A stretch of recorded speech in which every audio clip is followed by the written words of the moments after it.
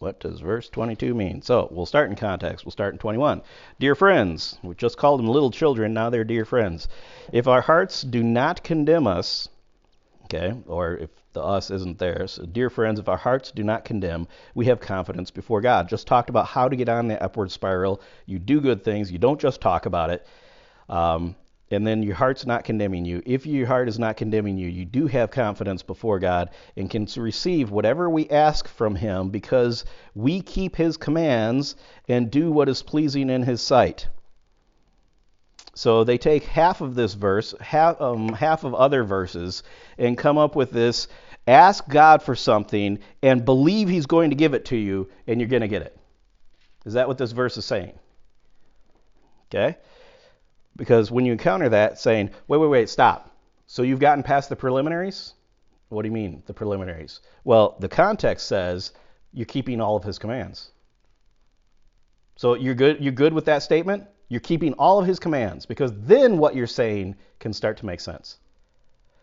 The way that I put this is God will always answer yes to the prayer you should be praying. Does that make sense? So why doesn't he always answer yes to our prayers?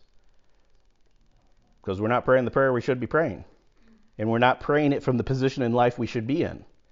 So if you're in the place in life you should be, which you will be if you're obeying his commands, then your prayer life will be praying for everything you want? Sure. Because everything you want now aligns with what? Everything God wants. So God's going to say yes to what God wants. Right? So your prayer life needs to be in line. Now, does that mean that until I'm perfectly comfortable that everything I pray is exactly the way God would want me to pray, I'm not going to... Very clearly, that's not a scriptural concept of prayer.